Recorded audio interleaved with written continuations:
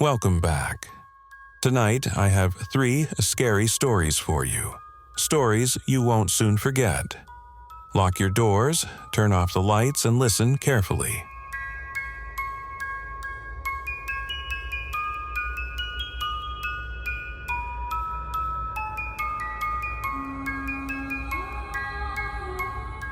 My name is Jake, and I'm 29 years old. Last year, I boarded a train late at night, the type of ride people often dread.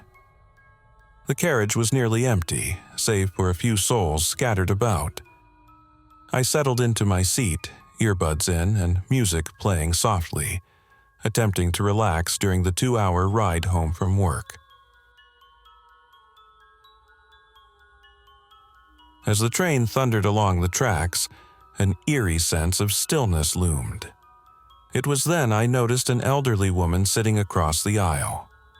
She wore an outdated, tattered coat, and her face bore the weight of many burdens. What caught my attention most was her piercing gaze. She seemed to be searching for something.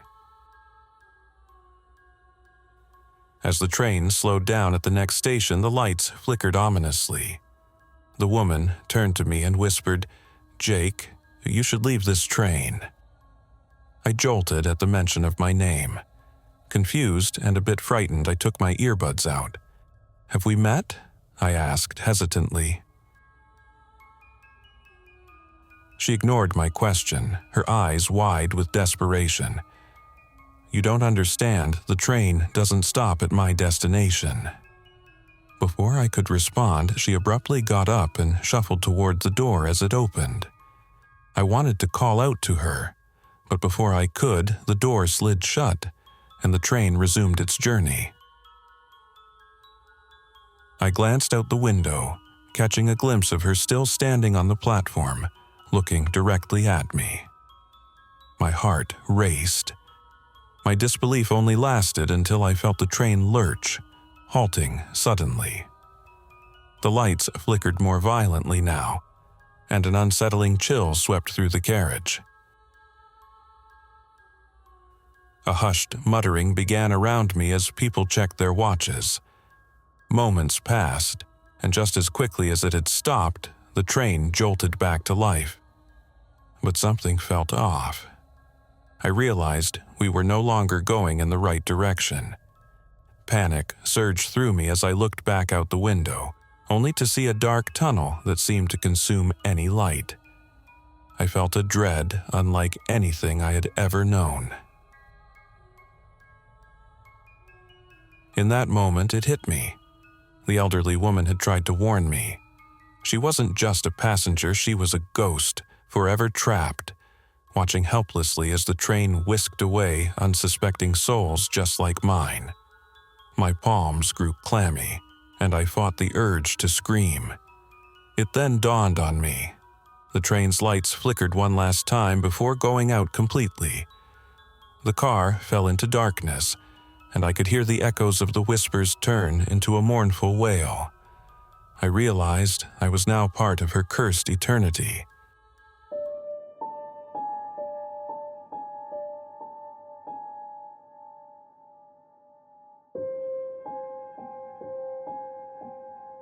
I'm Laura, 34 years old.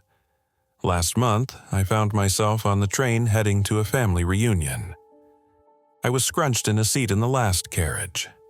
The atmosphere felt oddly heavier here, as if the air was dense with secrets. Other passengers avoided eye contact, and small talk was as scarce as a passing breeze. Halfway through the journey, the train jerked violently, and the lights flickered before dimming. A nervous chuckle escaped my lips. Just as I began to entertain the thought of something supernatural, a sudden clang exploded from the rear of the train. I shuddered as a figure obscured by shadows appeared in the corridor. The figure drew closer, revealing a man in a dirty, disheveled raincoat. His eyes were wide and frantic. "You need to leave this carriage. It's cursed," he warned, breathless. I dismissively brushed him off, thinking he was just another kook. but I felt an unsettling chill amid his words. He proceeded down the aisle, urging the other passengers to leave. I half listened as he claimed the last carriage held the spirits of those who had perished on the tracks, those who could not find peace. I could hardly believe it, dismissing him as just another stressed commuter. However, when the train slowed again and a low hum of sorrowful cries filled the air, I found my skepticism slipping away. A realization dawned upon me. The man had vanished. I looked around. The carriage was eerily silent, and I was now completely alone. Panic surged through me. Suddenly, my phone buzzed in my pocket. A notification popped up. One missing on a train last seen in this carriage. It hit me. Each passenger had been summoned here unknowingly to witness their fate. I scrambled for the door, trying to escape, but it wouldn't budge. I was trapped, and a piercing scream erupted once again, echoing through the darkness. Then the real horror unfolded. The lights flickered one final time, and I could see ghostly faces emerging from the shadows, their mouths twisted in silent screams. They were passengers like me, their souls ensnared in the very train I couldn't escape from. Just then, I heard that frantic voice again, but this time it was my own echoing throughout the train. I was next to join them.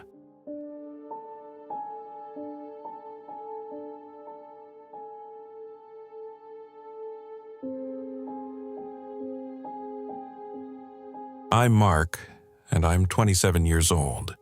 This story still sends chills down my spine. I was traveling back to my hometown after visiting friends. It was a particularly quiet afternoon, the train almost deserted. The sound of rolling wheels was calming, but it harbored an unsettling stillness around it. The train pulled into a station, and a young woman entered, sitting a few seats down from me. She appeared frazzled, occasionally checking her watch and glancing towards the door. I watched her for a moment before returning to my book when the seats shifted slightly as someone sat beside me. I glanced over to find an elderly man with a worn-out face, eyes boring into me. His presence felt heavy, charged with an energy that made me uncomfortable. "Do you see her?" he asked, gesturing toward the young woman. Before I could respond, the lights flickered, and an air of tension filled the compartment. "Yes, she's waiting for someone," I eventually replied, half-heartedly dismissing him, but curiosity got the better of me. "Do you know her?" The man shook his head slowly and pointed ahead. "She's the reason for the storm." Confused, I turned my gaze back to the woman. As another station approached, she stood up suddenly. The moment her foot hit the aisle, the train jolted violently, causing her to stumble back, gripping the seats for support. The elderly man's eyes widened in terror. "Get her off this train," he shouted at me. I felt my heart racing. I had to help.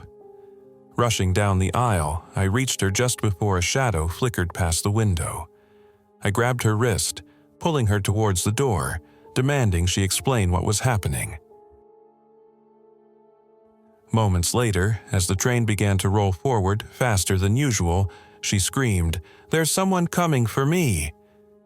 I turned to look back at the elderly man. He was gone, leaving only a lingering chill in the air. The temperature dropped rapidly, and it became harder to breathe. Before I could think, an otherworldly figure materialized behind the woman, screaming silently, its arms outstretched.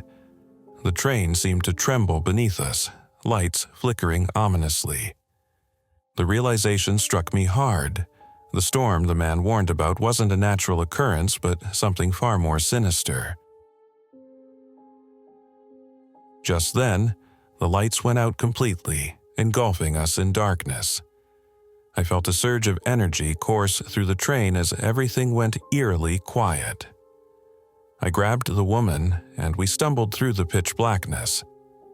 I knew we needed to escape, but as we approached the door, we were met not just by darkness, but the terrifying knowledge that the spirits were not just seeking her. This specific train was an inevitable trap for all of us. The train finally came to a sharp stop, and I felt a heavy weight lift as the door slid open.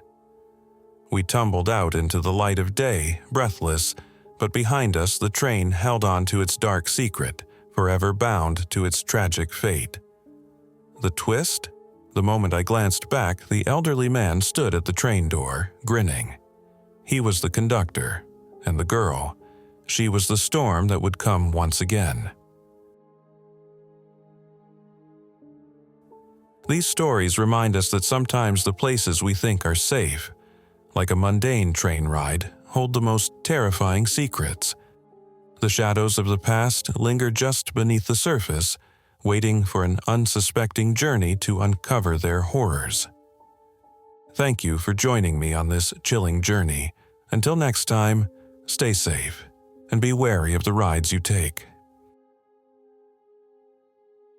If you enjoyed these true, scary stories, consider subscribing for more real horror experiences, and don't forget to stay alert, because the next story might just happen to you.